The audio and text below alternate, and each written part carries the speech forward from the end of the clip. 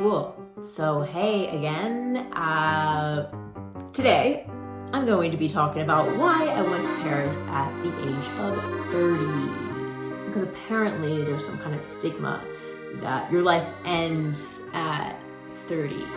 I want to start off by saying, do not ever listen to anyone beat you down about your life choices or what you want to do with your life. As long as you're not hurting anyone, I say go for it, right? For me, it was going to Paris at the age of 30 without having any formal or classical training in French. And a lot of people thought, why, And I did my research this time when I was thinking about it. So basically, I had this weird love affair with Paris. I was basically kind of introduced to the idea of moving, for about 3 years prior to actually moving out there. And it was by way of meeting this really cool group of people who were working in virtual reality.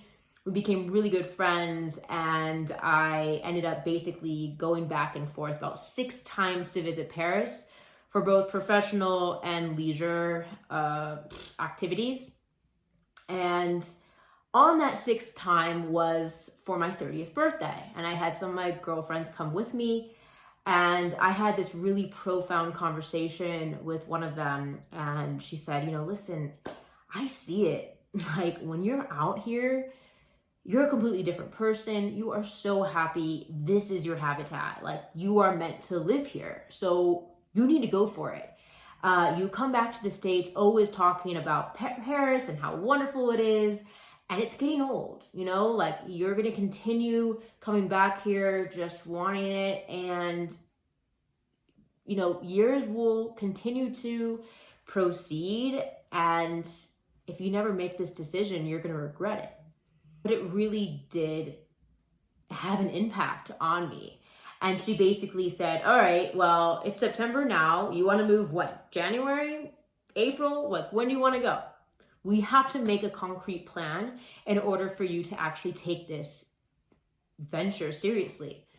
So I thought, you know what? I want to go there in January. I want to be there January 2020, baby. Like, it's going to be my year. So basically, I came back from that trip. I got really serious about looking for jobs in Europe. And the thing about employment in the EU is that it is quite difficult. I wouldn't say impossible, but it's pretty difficult to acquire. At least in France, there's not a lot of employment options. And so if you're not a very highly skilled worker, like I don't have any hard skills, like I have the softest of the skills known to man, it was really difficult for me to find employment out there. But basically, when I got back home, I was doing my research and found an organization called the French American Chamber of Commerce.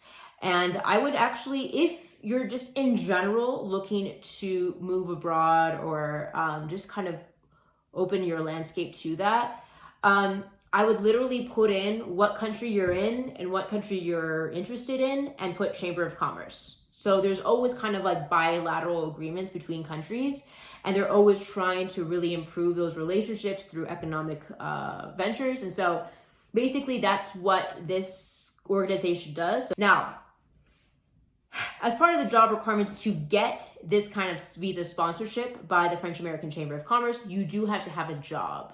But in order to have a job, you have to have a work permit. Navigating that part was really difficult. I didn't know what came first, the job or the visa. So a little tip for you guys, in your cover letter, you would write, I'm going to be sponsored by XXX organization. They're going to be responsible for the visa sponsorship, etc. So I actually put that in my last paragraph as a disclaimer saying, put all of your qualifications. In terms of visa sponsorship, the French American Chamber of Commerce, and I linked to them within the cover letter so that they can, if they wanted to have more information about it, they can see for themselves that this was a a legitimate organization that is willing to sponsor me. So through that, I would say strategy, I got 2 job offers. So in order to qualify for the American Outbound Program, you have to be an American citizen. You have to be between the age of 18 and 35.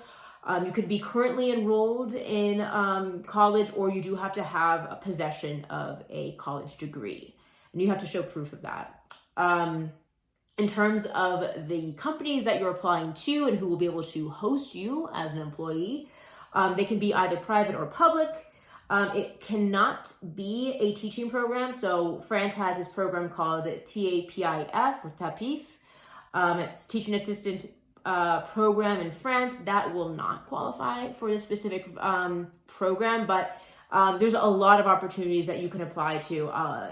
France actually is, Paris specifically, and also I would say Nantes and Lyon are huge kind of tech hubs. They're really opening up some opportunities for startups. So there's a lot of organizations who are hiring. The job will have to be between 3 to 18 months in duration. They will need to provide you with a French minimum wage known as the SMIC. And the employment contract must be a contrat à durée déterminée. So the contract has a determined date, basically. So that is what I went through. I actually got a position working at an international baccalaureate school. And it was great. Like, I would say that living and working in France was not as difficult as everyone said it would be. People are super, super nice and willing to be your friend. I would have to say that you have to put yourself out there. You will need to learn a little bit of French just to kind of get around. I self-taught myself French.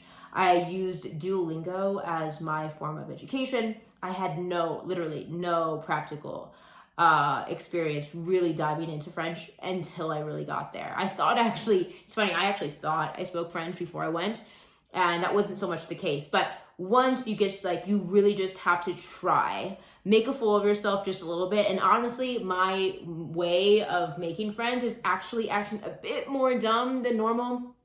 And kind of just owning up to your idiocracy, because I think they find that very amusing. But it is a really great way to kind of just make some friends out there. Now, socializing in France, I actually had about 1.5 months, I would say. I arrived in mid-January and we were in complete lockdown March 14th. Excuse me. We were in complete lockdown in March 14th.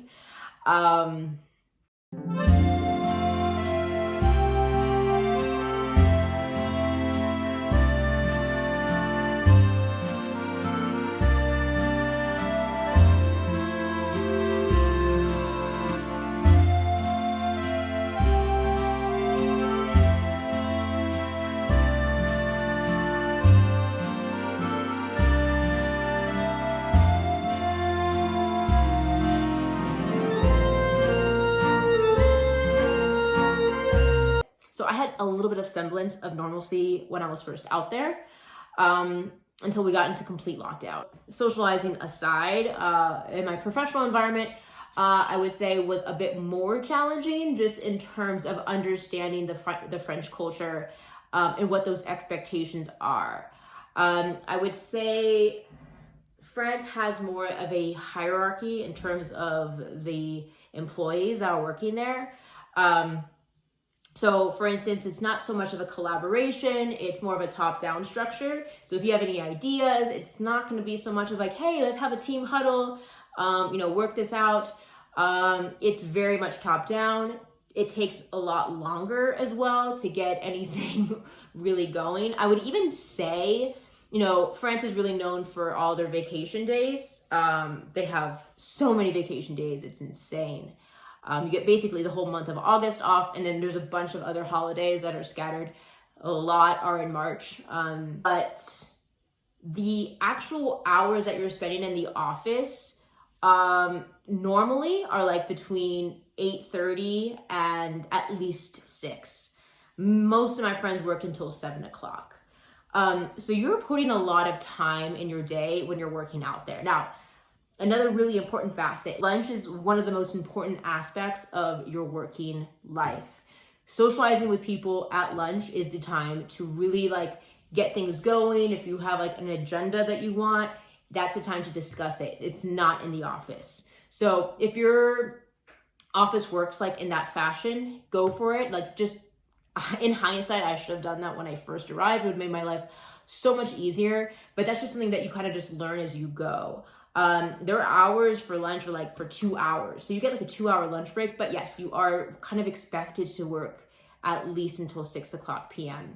So that being said, it's not so much of an efficient work life out there. Like, things take so long. It like almost hurts me. It's almost like a game. Like, how long can we take to get stuff done? It's absurd. Not only the workforce, but also just like in general, like they move slowly. And I can appreciate that. You know, it's not so much of a rushed lifestyle like in the US, where everyone's just kind of racing to the finish line all the time. Like, they really kind of take their time to enjoy themselves and relax. So there is that balance. So you just have to kind of be mindful of that when you are working out there. I would say this is a generalization. I don't mean to make any kinds of stereotypes, but this is just what I've seen. And I had spoken with a lot of people who kind of had the same challenges as me. And this is kind of a gist of the kind of culture.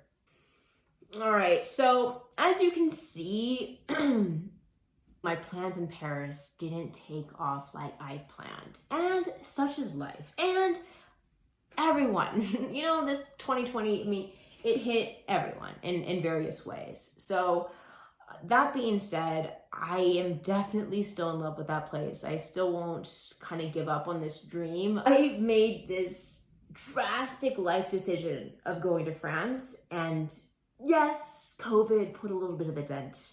But do I regret it? No. I do not regret it. It was great. And I would not be where I am today had I not experienced it. So, good luck to you. Now, if you are interested in any other countries, please comment below. I'll include all of the resources that I mentioned in this video, so you can just check out what's available. The American Outbound program by the French American Chamber of Commerce is currently not running, just due to the borders being closed now. However, keep this, you know, if you're really interested in moving to France, I would definitely just bookmark their page and utilize it for some later use. And that goes for all of the other resources that I'm going to be including here. So thanks again, and hope to see you soon.